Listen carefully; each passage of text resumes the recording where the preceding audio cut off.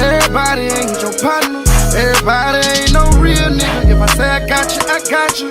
When it's fucked up and get fucked up, just hold it down and keep it solid. And when you're not around, I protect your name. I won't let a nigga talk about you. I would've killed for you niggas. Now I can't deal with you niggas. Talking to the Grim Reaper, finna get rid of you niggas. So sick of these niggas, claiming they hitters and killers. They not showing out for them bitches, flexing on Instagram pictures. You a dog. Put it on my life, on my mama, we gon' be straight. My partner looked me in my face before I took that case. And what he do? Then a nigga turned stink, other homie turned snake. But I can't be real with these niggas. How could they do me that way? Yeah. I was broke in a bitch, oh, I'm hustling, I'm on my grind, yeah. Work my way up to a £1/4, selling dime bags. I spent $250 for the shit. And Stoner Cook, I'm hitting leaks. My nigga hit me for some zips. Shouldn't have showed him where it is. Everybody ain't your friend. Everybody ain't your partner. Hey man, long live Lil Buddha, man. We out here today, man. Real block boy, real hustler, man. For you, all you bitch ass nigga, fuck you, man. Look, 25 ways, 25 grand, break the shit down, 25 ways. You stretching 50, shit get sticky, I gotta get paid. Moved out like this.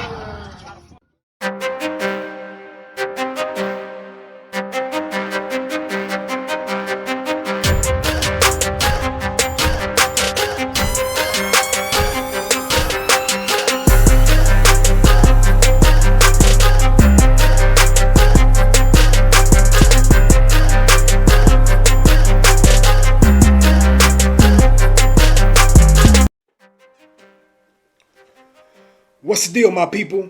Thank you for joining me on my channel, Panama's OG Truth. You could be anywhere in the world, but you're here with me right now. And today, we're going to be covering a young man by the name of Sir Tezz. If you're not familiar with the name Sir Tezz, then I'm going to give you a little bit of history on Sir Tezz. I know everybody done heard that song by the late MO3'S, Everybody Ain't Your Friends. R.I.P. MO3'S. In that song, in that track, he has a verse where he's talking about he should have told his partner where them zips were. In other words, he should have told his partner where he had his work, where he had his shit stashed at. Supposedly in the verse, MO3'S talks about his partner getting them for that work. Well, from what I hear, from what people say, and this is allegedly, that he's talking about Sir Tezz. Now, I don't know if, this is true. I didn't know MO3'S. And I don't know, if Sir Tezz did get him for that work. I don't know Sir Tezz. I don't know his habits. I don't know the shit he was into. But what I do know is that they are from the same North Dallas area. What I do know is that they know each other's family. So when you know people's family both ways, there's some type of relationship right there, okay? So it's safe to say that they knew each other, they kicked it with each other, they spent some time, whatever. But they had a fallout. Okay? And this is no secret. And when you hear Sir Tezz talk about, him knowing MO3'S, kicking it with MO3'S, and what happened to him when they were living in McKinney. MO3'S, man, we filmed like one of his first interviews. I want to say it's his first, but like a long time ago, we filmed one of his first interviews when he was just coming up. Yeah. And we seen a little light-skinned nigga in the back, man. You know what I'm saying? Yeah, nigga looking kind of savage. Yeah, that you know was me. Saying? Yeah. That was me standing in the cut, man. Rook get that Conan Timberline with that big ass camera. Yeah, exactly. We was out there too, hot in the bitch, goddammit. But we was out there. I remember before the interview came about, he was like, "Man, should I do it?" I was like, "Man, go ahead." yeah. Go ahead. Ain't no, you got to get used to it. So yeah. So let's do it like this, man. At that moment, again, you was back in the cut. What was y'all's relationship? How y'all link? Like, what was that whole situation right there? How did we meet? How'd y'all link up, meet, all that? Shit, I had moved to California for probably 4 months, and I came back. And I guess it's when he first moved to the north. He was outside at Liberty Junior High, You know, if you're familiar with Liberty Junior High and Forest, you know what Liberty Junior High is in Forest Ridge Elementary School. Hell yeah. He was out there instigating. That nigga was out there instigating a fight. He was the loudest nigga outside. I'm like, blood, who is this nigga, blood? And it turned around. This nigga had a booty. We wasn't even really doing shag. Blood had a booty. Yeah. And I was like, what this nigga is? And you just couldn't miss him. After that, he was just so loud. He was so loud. Yeah. And we had linked in. He was just, you know, I introduced myself. I'm like, what's up? And we just rocked that ever since then. I'm just curious, man, and you know, and again, you know, RP MO3 to his passing, but I gotta ask you, did he ever say like, bro, hey, I'm from McKinney? Did he ever tell you that? Did he ever No, own that? I knew that. I mean, yeah, people knew when speaking to him early on, before he was really adapting into the Forest Lane situation. Did he speak on that, like ever, like just in conversation? Like with like one-on-ones with me or with just one-on-ones, just like, yeah, man, you know, nigga, back in my old hood, brother, you know. Yeah, we used to, you know, we was at a point in time, we was like brothers, so I was there with him. I know his whole family. We was in Sugar Hill, on Mary Street. We was out there all the time together. So, but he never put the spotlight on it. Yeah. Do you feel that was, because most, you know, some people from smaller hoods, you get to a certain spot, and yeah, of course where you kind of come up is where you from, you know what I'm saying? Right. Like where you pop the cherry, where exactly. where you bust that bit, you know, whatever. Exactly. But you still want to say, okay, well, I still have some history there. And I remember, you know, I used to have people that, you know, was going to Job Corps out there in McKinney. Right. I went to a couple of hoods. I went to some projects out there. Yeah. It was popping, but wasn't nobody really putting on out there, you know, really. Yeah. Do you feel like that was to his detriment, that he should have kind of half and half said, yeah, nigga, that, you know? Nah, I feel like he should have embraced them on another level, but as far as putting them on, he didn't go through what he was rapping about there. You know what I'm saying? Like, you know, as far as now the struggle, that started whenever the struggle started, but as far as some gangster shit, that you know, he got into all that in the North, and that's where his story became as far as rapping, you know, and that's real. So I mean, but show love and put a little bit more attention on him. Yeah, he could have put the little light on him in a different aspect though. Yeah, you know what I'm saying? Because they, you know, they got some real street niggas out there. They got some real gangsters, some real hustlers. They got all that out there. You know, I can name a few, but we ain't here. You know, I ain't here for that. But everything that go on in Dallas, they go on there, but to a minimum. You know what I'm saying? But they definitely got gangsters there. We know some heavy hitters out there. Yeah, they got basically. So it's like, you know, but it just he wasn't really trying to put the light on that. He was like, nah, I don't want to do that. Because, I mean, think about it. Okay, I'm an upcoming artist. I'm from Dallas, and I want to rap. Dallas is very territorial. You can't get on saying you from Duncanville. Right, you don't get on, you don't get on like that. You can't get on saying you from Cedar Hill. Especially trying to be worldwide. You can't do that saying, I'm from Richardson. Ain't nobody going to respect that. Yeah, so he knew at the beginning of what he wanted to do, he knew right up in here, you know, he had already planned out on what he had to do to get where he wanted to be. That wasn't going to get him there.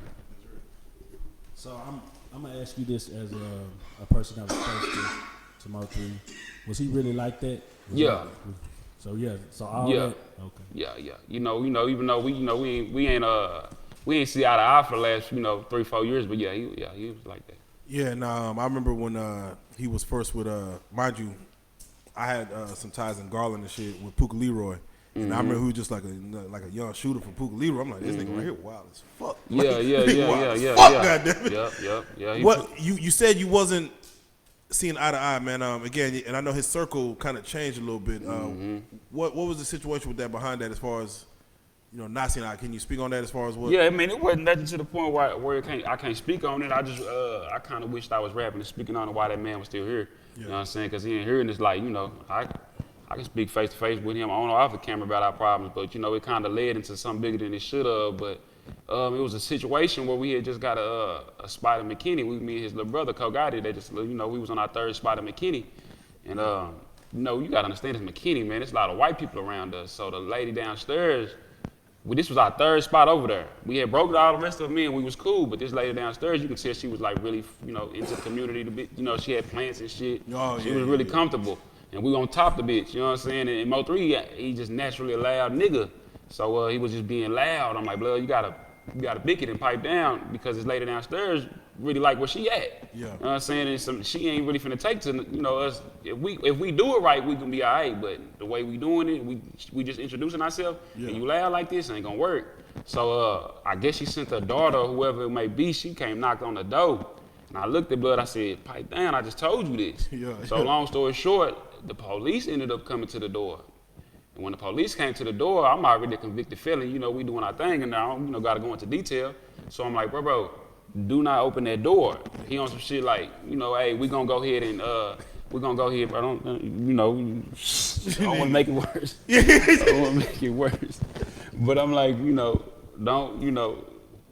don't open it. Yeah. Because he on some shit like, man, look, we're gonna talk to him and they're gonna leave. And I'm like, blood, we ain't gonna talk to no police and they're gonna leave. We done already took too long to answer the door, and then you gotta understand, they gonna listen before they knock. We didn't know they was out there, so they know we in here.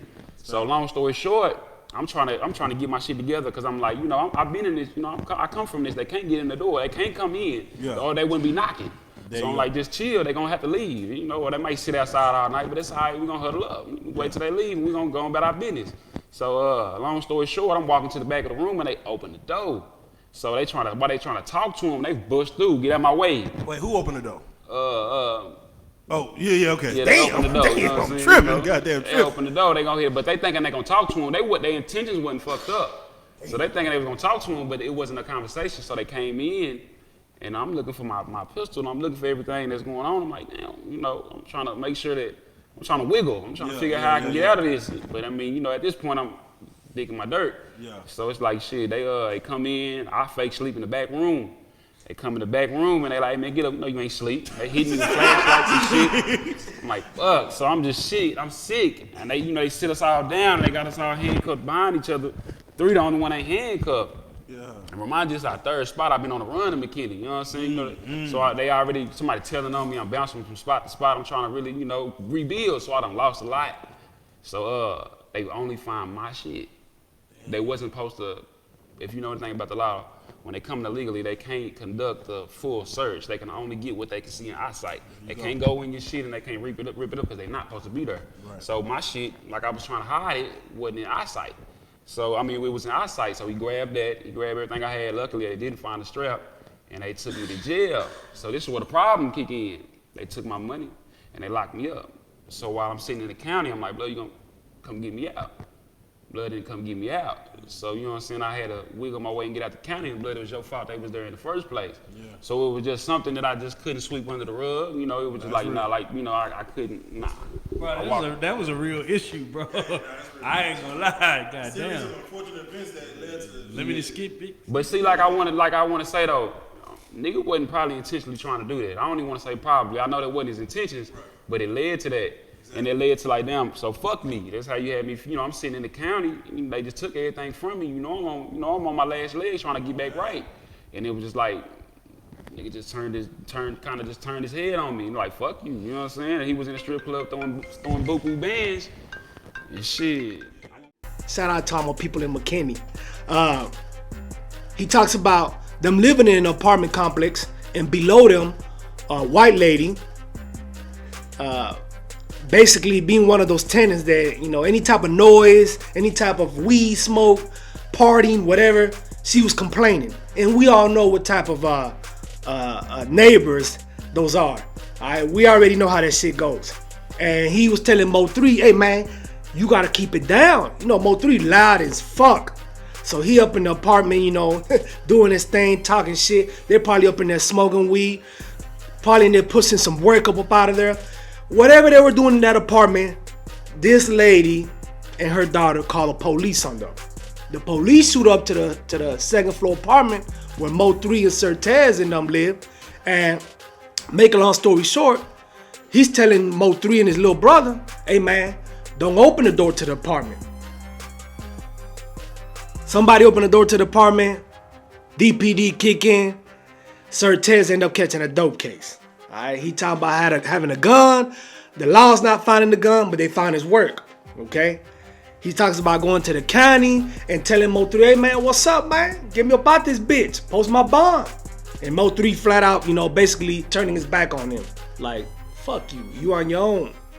And he felt some type of way, salty about the whole situation. And if you hear what he's saying, it's hard to argue with that if that's the way it went down. Okay, and like I said, I'm not here to say Sir Tezz is not lying, and I'm not here to say that what Mo3 was saying is a lie. Like I said, I don't know neither one of them dudes. All I'm saying is that something happened between them. Okay, some type of fallout went down, and just on the strength that Sir Tezz used to be cool with him, and then you see Sir Tezz all of a sudden hanging out with Trap Boy.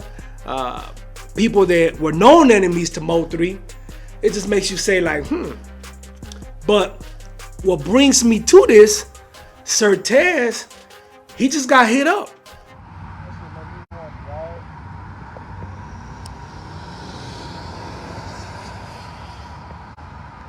Damn, fool. Oh, he was just standing right there with us. I don't know, but I'm saying he was, bro, we just standing in my car. He just left out the shop. Bro, he walked to the shop. We standing in my car listening to my new song. He walked off out of nowhere and walked to the shop. He walked off out of nowhere and walked to the shop.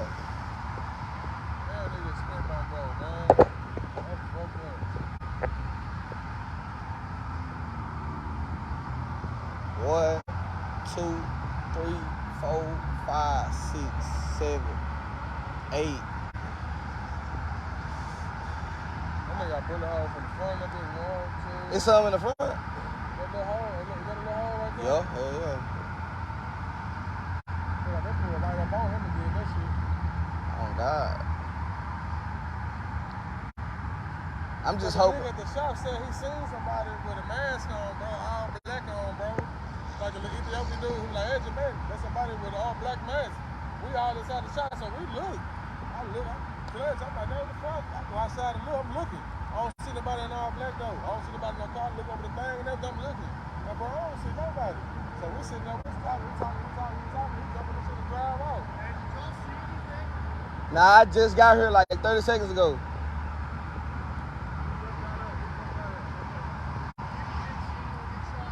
Damn, y'all, they done spunt on my boy. Alright.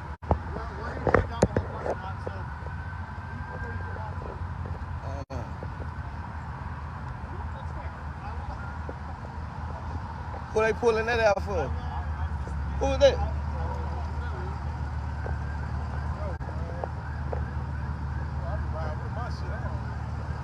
Bro, you got to, fool. When death call your name, bro, and you don't know nothing about it, that's scary, fool.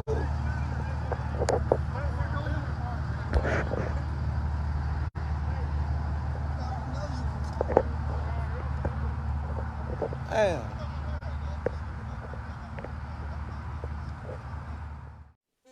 It's been a little bit over a week. Somebody sprayed his vehicle down. From what I hear, 10 shots or so. I don't know if all 10 shots hit his ass, but I know that he was in a situation where he almost lost his life. And this was the whole thing right here. You know, people were saying that he was dead and all that. And I don't like jumping to conclusions. I don't like going on rumors. I like to get my facts straight. And once I was able to get my facts straight, that he's still alive, you know, in the hospital, you know, and he's gonna make it. He's gonna live. It's just, you know, kind of, how can I say? I'm not gonna say curious, because these type of things ain't nothing curious about this. Like, you can actually see this shit coming.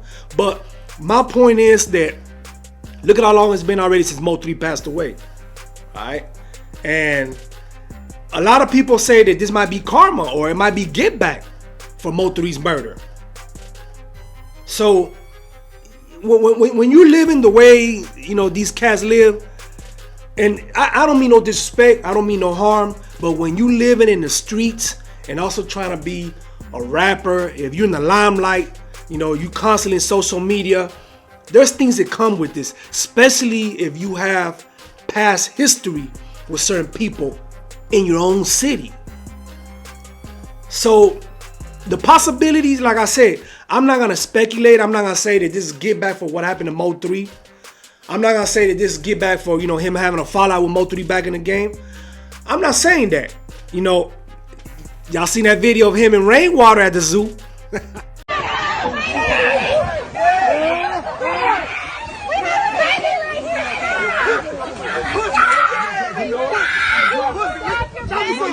Show me something. Yeah, show me something. Show me something, nigga. Yeah, pussy ass nigga. Show me something, nigga. Pussy ass nigga. Show me something. Show me something, nigga. Pussy ass nigga. Get down family too. He's pussy. Yeah. Yeah. I never thought I'd see Rainwater charging somebody up, but shit, y'all see it. So, like I said, man, did he have enemies? It's safe to say that. All right. Now, he had just signed with Sauce Walker, TSF. You know, my boy Sauce Walker from that H. He doing his thing. He had just signed Sir Tezz not too long ago. So he was, you know, dropping music, you know, via the Sauce Walker, the Sauce Factory. So, like I said, man, I don't know. And like I said, I'm not here to put no rumors out there or whatever. All I'm saying is that somebody wants Sir Tezz dead. They want him gone. And it could be somebody from his past, or it could be somebody right now in the future that he's dealing with, you know? I mean, we don't know that. And like I said, I'm not here to speculate. So, summertime is going to be very interesting. Very interesting in the Dallas-Fort Worth area. Y'all know what I'm talking about. I mean, every time summertime rolls around, and this is in every major city, not just in Dallas, shit gets heated up. All right? People start, you know, shorter tempers, and the gun prevails. And at the end of the day, like I said, it's sad because it's our people, our youth, that's killing each other out there. And every time I see this shit, man, and the reason why, it's just like, I just shake my head. Because at the end of the day, we're helping the people that are against us. We're helping the people that want our demise. We're making the job for them quicker and easier. And you got a lot of people that promote this shit. I'm one of those that, like I said, I want to bring awareness to it. I want to show you what happens. I want to show you the end result if you stay on this course. That's what I'm about. A lot of people think that I might try to promote it or whatever. I don't promote that shit. Like I said, I was a part of it for so many years. And now that I'm out here, now that I'm a free man, now that I'm a father, I'm all about preserving and giving it to you raw and uncut, Panama's OG truth. Let's see what happens with Mr. Sir Tezz. I don't wish no death on nobody. Let this be a cautionary tale. He almost lost his life. Let's see what he's gonna do. Is he gonna get back out there and try to pursue his rap career with the TSF, Sauce Walker and them? Or is he gonna be out there in the streets and have other foot in the rap game? Like I said, that shit don't work. You can't be one foot in the street and one in the rap game. Or one in the rap game and the other in the street. That shit don't work like that. We seen what happens with that. It's just a matter of time. What I say? One-way road. Penitentiary, death. Simple as that. Alright? So, stay tuned. Let's see what happens, man. Like I said, man, this shit's wild as fuck. I appreciate y'all joining me, giving me this platform. Stay safe. Much love. God bless. Panama's OG Truth.